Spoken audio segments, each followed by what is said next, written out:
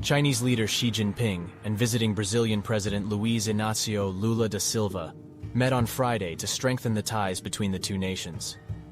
This meeting was part of Lula's visit to China, his country's most important trading partner and key ally in his bid to challenge the economic institutions that are dominated by the West. As a show of respect, Lula was greeted with full military honors, including a 21-gun salute, at the Great Hall of the People adjacent to Tiananmen Square, in the heart of the Chinese capital. The two leaders focused their talks largely on trade ties and other forms of cooperation, but also discussed the ongoing conflict in Ukraine, with both leaders agreeing on the need for a negotiated settlement.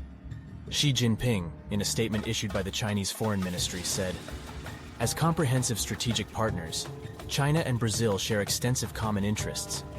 China sees the relationship as a high priority on its diplomatic agenda." The leaders then oversaw the signing of agreements in areas ranging from agriculture to aeronautics, which underscored the improvement in relations since Lula took over in January from right-wing populist Jair Bolsonaro, who showed little interest in foreign travel, and under whom relations with China were often tense.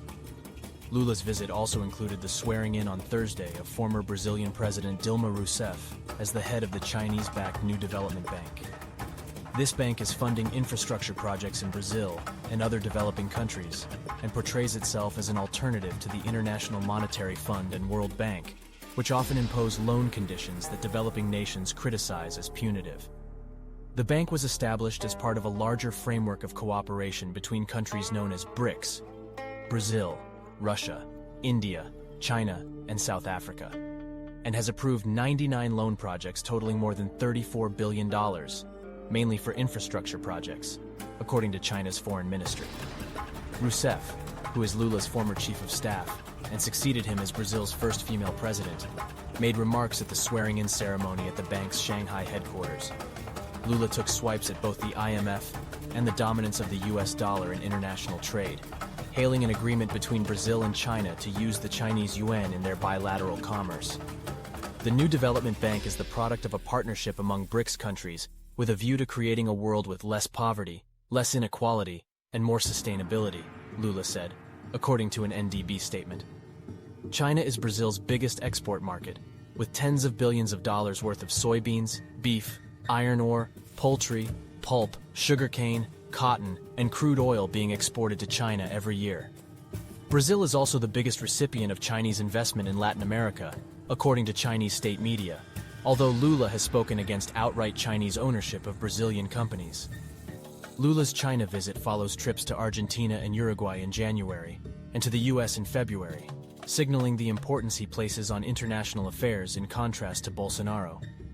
A key piece of Lula's outreach abroad is his proposal that Brazil and other developing countries, including China, mediate peace in Ukraine. However, his suggestion that Ukraine cede Crimea as a means to forge peace has angered Kiev and its closest backers. China has also sought to play a role in ending the conflict, though in a manner highly supportive of Moscow. It has refused to condemn the invasion, criticized economic sanctions on Russia, and accused the US and NATO of provoking the conflict. Russia and China declared a no-limits relationship in a 2022 joint statement, and Xi reaffirmed the closeness of ties in March by meeting with President Vladimir Putin in Moscow. Additionally, Chinese Foreign Minister Qin Gang said on Friday that China would not sell weapons to either side. Would you like to see more videos? Make sure to leave your opinions in the comments. Like and subscribe to see more.